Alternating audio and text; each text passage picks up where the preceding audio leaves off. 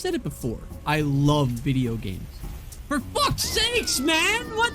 Just fucking walk off the edge! I've been playing games for over a decade now, and not all of them have been challenging or difficult. Not all of them were games I expected to invest a lot of time in, but some were. Whether it be taking the time to unlock the Dark Aether camo in Call of Duty Cold War by getting every gun in the game gold and zombies, or just trying to beat Terraria with a mod that makes the game harder in almost every way. I just enjoy games, and after spending what I can only consider to be too much time on Counter-Strike, I gained some sort of a competitive mindset, even when it comes to games that necessarily aren't supposed to be competitive. Which is why, although Elden Ring was the most tilting and upsetting experience I've ever had, I made it my goal to finish it. And after doing so, I have to say that I will be making the decision to never feel anything for the foreseeable future. This game got me more frustrated than I've ever been, and I used to get into arguments on Twitter until I realized that I was slowly taking years off my life due to interaction with people who have IQs close to that of a glowing ghoul from Fallout. I want to establish myself as a god gamer, and I can't do that unless I beat one of the most challenging games to date. And before anyone says Elden Ring isn't that challenging because they have a combined total of 700 hours over all the Dark Souls titles, I have a challenge for you that'll surely be harder than Elden Ring. It's called Stop Drinking Soda, Clean Your Desk, Take a Shower, Talk to a Woman, Stop Ordering DoorDash or Grubhub, and Learn to Cook for Yourself. Let me know how long it'll take you to finish that game, and if it takes you more than 57 hours, then it was harder than Elden Ring. That was a little rude, I apologize, but I just want to stress how playing this game for 26 hours over the last 2 nights made me emotionally unstable. My first 20 minutes of playing was met with an immediate fuck you as I walked into the boss fight, but if you watched my other 2 videos I made before this one, you should know that I'm prepared at this point, even if I was saved by Lutel the Goated. Let's go, Lutel, let's go! Lutel, let's go!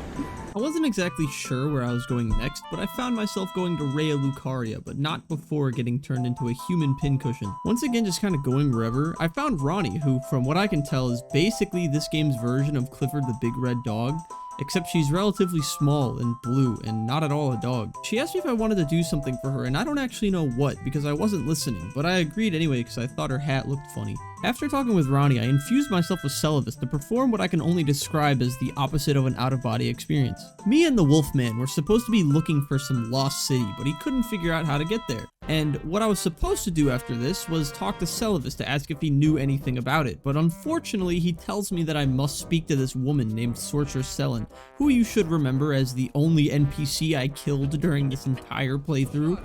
So I looked up what I should do instead, and I found out that all she tells you to continue this questline is to kill General Radon, who, if we look back at the family tree, yep, he's the son of an actual god, and according to the lore has the power to literally hold back the stars. Ronnie needs him killed because she is the Star Lady and she commandeth thy stars to moveth or something, I don't fucking know. So I made my way to his wasteland to see if this was even possible for me to do, and to my surprise, I killed him on my second attempt. Let's fucking go! I couldn't have possibly done it without Pot Friend, if I'm being completely honest. After Star-Lord died, the Starth hath yet again falleth, and I'm sure this won't be the last time we see of Radon, because I believe he would make a great addition to the already convoluted and confusing Call of Duty Zombies storyline. By the way, if you didn't know, there's a dungeon at the edge of the Radon arena, but don't go there, it sucks. Oh god. What? I went to the old lady with a finger fetish to get my reward for killing Radon, and I couldn't use his weapon. Shocker. This greatly upset me, so I made it my new goal to figure out a way to get the stats required to dual wield his greatsword. And I don't know if this weapon is good or not. I could beat the game efficiently, or I could beat it in style, and I think that's more important. I also met the Dung Eater, and he was an asshole, so I made it my new goal to make sure he dies a brutal, horrific death. I managed to fall off a cliff while my dad was handing me a burger and drink, which provided yet another reason I shouldn't be allowed behind the wheel of a car, because getting distracted for even a second makes me a threat to myself and society. No! By the way, if you didn't notice, every time I mentioned I was going to do something, I get sidetracked faster than a crackhead on Adderall. Unfortunately, getting sidetracked as often as I do leads me to put an insane amount of time and effort into things that will ultimately have no bearing on whether I beat the game or not. That kind of sucks because I almost made a really smart decision. I'm not doing it. I don't like these areas. They're cringe. I refuse, before immediately deciding to change my mind. A choice I'll regret making despite persisting to beat this area due to not only my own curiosity, but because I've lost a few too many brain cells during my time on Twitter. To sum up what happened. Really? Why? I'm going back to Volcano Manor. I don't care enough about this area. What's your build? Garbage. And those items are for you. fine. What the fuck? What the fuck is that thing, bro? I did all of this for a summon and a death route. Eventually made my way up Volcano Manor to a group that are basically this game's version of atheism. I joined because God is dead and this game is proof. After evicting the snails from their home for trying to get away with not paying rent, I made my way up an active volcano where I met this giant Alfredo-covered meatball. He kind of shit on my day, so instead I decided to level up some other weapons so that killing things would be easier, believe it or not. I needed to get to this moon lady, who is actually Ronnie's mom, and she lets you change your skills, which is really useful if you're dumb as rocks like me and put all of your level ups into nothing. She was experimenting with rebirth on these students, which is why they're all crippled and look like that. So when I eventually get rebirth to change my skills, remember that all my shortcomings are her fault. After I stopped holding grudges against the horse enemies, since I haven't seen one in a while, I decided to change my weapons, and it was kind of a big deal because I started absolutely shredding enemies. If anything, this has been a lesson to let stuff go if you want to grow, and also destroy all those that prey on your downfall with ease. Anyway, back to the meatball. He's got this awesome move where he lays on his side and then does a spin attack like he's Sonic, and it's basically unavoidable unless you cheese him on the side of these pillars. And I know that it's wrong to use cheese, but I think meatballs are pretty good with a little cheese if you do it in moderation. That's bullshit. That's actually cheating. You should be banned from PvP. Die! Die, please! Fuck you!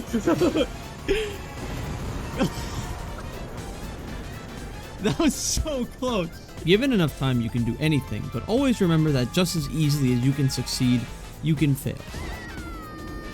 Just as you start to believe the hard times are behind you for a moment, the game shuts you down faster than a VTuber at TwitchCon. It was here I met my least favorite enemy in the game. These incredibly fast one-shotting fucks really made things harder than they needed to be. Dying is not the problem. I don't mind dying over and over again like I'm in my own uniquely designed gamer hell. The issue is how long the backtrack is to get to where you were just so you could do some stupid shit because you left the autopilot on too long. I'm so stupid. I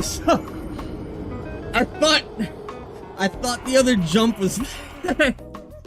This is okay though, because unlike other species on this planet, we are allowed to make some mistakes without it costing our life. We live and we learn because that is how we do better. That doesn't mean I can't get mad about how painfully long the process of trial and error is though.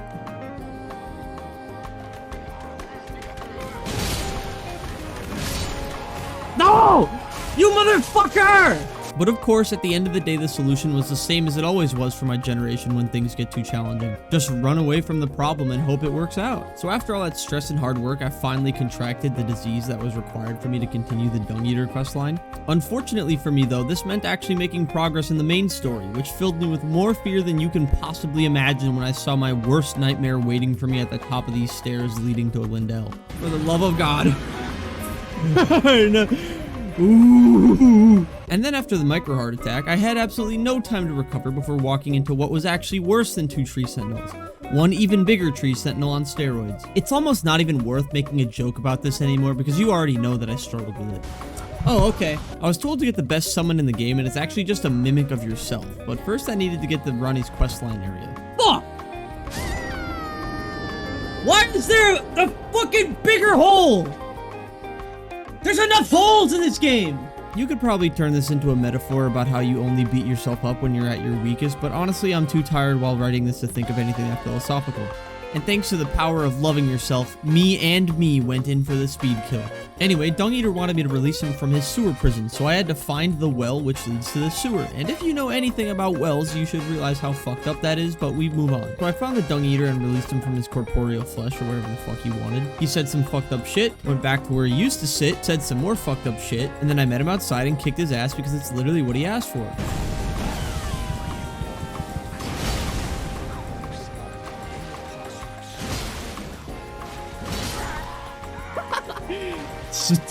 Dung Eater speed kill. After losing the battle in record fashion, he said probably the most insulting thing I've ever been called, and then he tied himself to a chair so that I can defile his corpse and doom everyone for all eternity. But because he said I didn't interest him the first time I saw him, I force-fed him this potion that allowed me to turn him into a puppet so that I could summon him into battle. Now that he's emotionless and incapable of having his own thoughts and making his own decisions, I'll forgive him for all the terrible things he's done.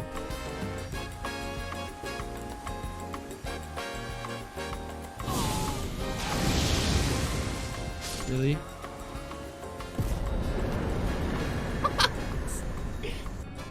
I wasn't expecting any visitors.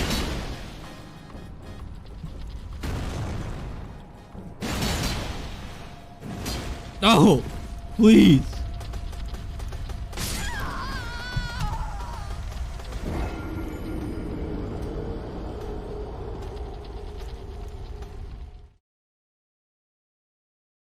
At this point, I'd been playing for 13 hours straight and my mind was pretty much fried, so I hope you can understand what it was like from my perspective when I walked through this red lake of death that, if you could store in a vape cartridge, would probably become the most popular drug in high school for the year. Hopped in a giant stone coffin to ride down the blood waterfall, and then got out of it just to walk into a room with whatever the fuck this abomination is. Also, it's good to see Dung Eater forgave me for killing him and turning him into an empty killing husk where his consciousness lies just beyond the ability to control the vessel he once called himself, forced to spend an eternity looking through the eyes that are no longer his own, or anyone's anymore for that matter. As the famous quote goes, a relationship is like a rope. If you cut it and tie it back together, both ends are closer to each other than they were before.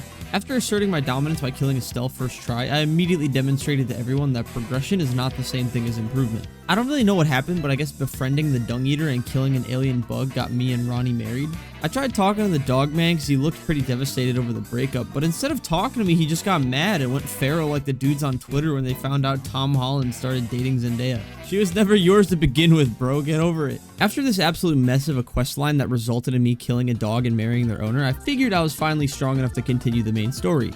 And it was exactly at this point I realized how insanely strong the Dung Eater was. All he did was take aggro on bosses so that I could get a few free hits in, but because he's built like a German war train, he could just do this during the duration of the entire boss fight. The only difference between him and a German war train is that he lost the battles, but is winning the war. You're dead. Dude, Dung Eater is so fucking good. Dung Eater is the fucking goat. Something is telling me Radon is not gonna fit in that chair. By the flame of ambition. Oh! Stat track case hardened curved longsword. This boss was supposed to be my third demigod, and I can't even take credit for defeating him because the Dung Eater was the one who made the killing blow.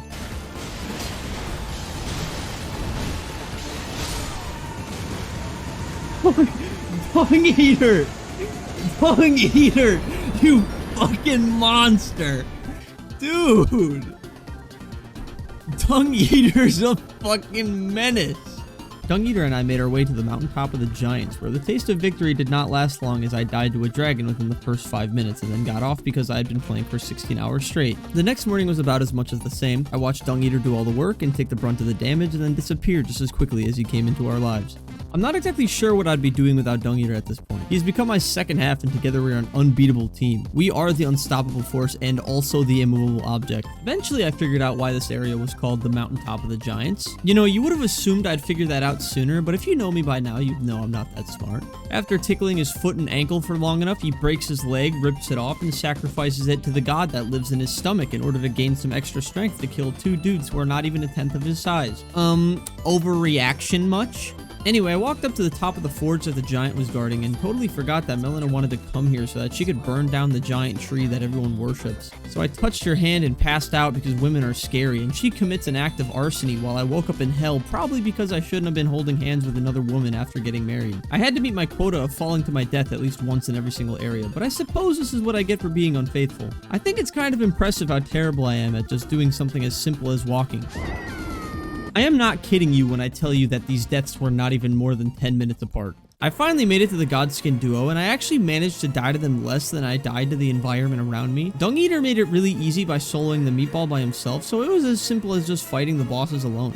But before I moved any further in this story, I wanted to do a couple things. One of them was max out the level of Radon's sword, and 2, kill Mania. It was an ambitious goal, but with Dung Eater by my side, I felt confident. Hoisting the secret medallion takes me up, and hoisting the regular medallion takes me up. How come no one has found this secret area? You would think that by going up to the mountain of the giant, you would see this hole here with the doorway. And I'm sure you already know the drill by now. Dude, why is there a fucking cliff I got my sword to max level, and while I was at the round table, I spent about 15 minutes playing dress up, because as I said before, I'd rather beat the game in style. What are those toes, bro? I can't go out looking like this. But I made my way to the secret area, and as it is tradition in new areas, I got to the real horse lady, who you should remember from the start of the video, and moved onwards, closer and closer to Melania's arena. You motherfuckers. Not much really happened in the time getting there. It was kind of just a lot of running. Before entering the fog, knowing how difficult this was going to be, I had a heart-to-heart with Dung Eater, asking him for one massive favor, which was basically just please do all the work while I cower in fear. And that's basically how it went, because anytime Dung Eater died, I would shortly follow. How do you see through that helmet?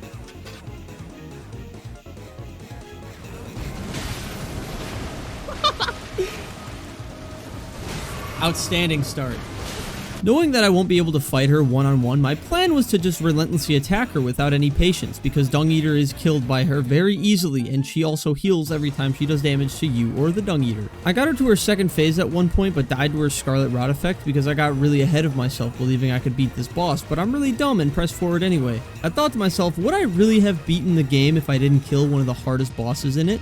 But I also thought to myself, it would be pretty cool if I beat her before beating the final boss, because attempting to do tasks that I'm severely underprepared for is one of my favorite toxic traits. That was so ballsy.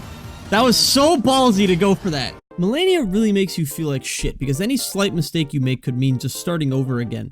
And I went at this for a very long time. I'm kind of glad that I made it to this part of the recording, because I know that Mania alone takes up 1/3 of the whole VOD, and I don't have to watch the whole thing to find most of the good parts. The only time I stopped fighting her until she was dead was when I made the detour so that I can upgrade a different weapon specifically so that I could kill her easier. She is actually weak to bleeding and being slashed by giant sharp swords, which doesn't make much sense to me because I can't imagine anyone actually being killed by those two things. This was actually the only point in the whole playthrough I changed weapons since I was able to use Radahn's sword. After about 3 whole hours of running in and dying, I got the God Run. Dung Eater did an attack I have never seen him do before, and he managed to survive through the entire second phase, giving me just enough time to finish her off. So had it not been for him constantly taking her attention away, this literally would have not been possible.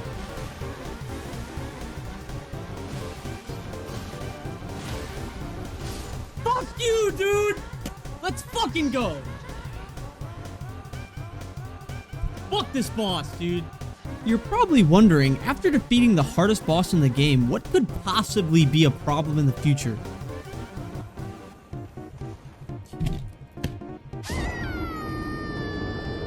It's actually just not even funny anymore. I really am fucking terrible at not falling off of things. It didn't take long, but I eventually made it to Malakath, and you know what? Actually, before I start talking, just go ahead and fucking do it already. Really, dude? I actually kind of struggled on this boss, which is disappointing because he's kind of just like a dog with a sword who throws rocks at you. We got there in the end, though. You're dog shit.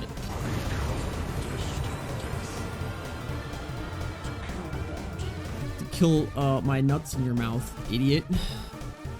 Fucking dog. I was incredibly tired and didn't want to end stream after 8 hours of playing right before finishing the game, so me and Dung Eater went up and kicked Gideon's ass because he's a nerd who reads books. We would have shoved him in a locker if we could, but he probably would have just like used a spell or something to get out, so we just killed him instead. After Gideon is Godfrey, who just randomly shows up because he knew I was on my way to take his ex-wife, and after he begins realizing you are better fit to be her husband, he gets really mad and rips off his shirt, absolutely dripping with toxic masculinity. It's no wonder she left you. Either way, I watched him pile drive Dung Eater into the ground, and then I channeled my inner Scott Pilgrim to beat him in battle and take his girl. But here we are at the end of the road. It felt like it took forever to get here, and that's because 57 hours is actually a really long time. Dung Eater has been doing his thing, but honestly, the last 3 bosses he's been getting his shit rocked, so I actually have to start playing better. But he's gotten me to the end of the game, so that's all I could really ask of him. I think my favorite part of this fight was getting flashbanged and thrown into a wind tunnel every single time I had to run back into the arena. The fight itself actually took about an hour, but that's just because the giant galaxy worm kept moving a mile away from me every single time I got close to it. Kind of like how Kim Kardashian is treating Kanye West, but I don't exactly blame her. This has been incredibly fun and was just the kind of challenge I wanted from a video game. I would not be opposed to playing more challenging games in the future, but we'll see because my channel is basically just getting started. But when the time came to choose an ending, I summoned Ronnie, and it was at this exact moment I could immediately tell that this was the most popular ending because it's the closest thing most gamers are going to get to being with a woman. Of course, my queen.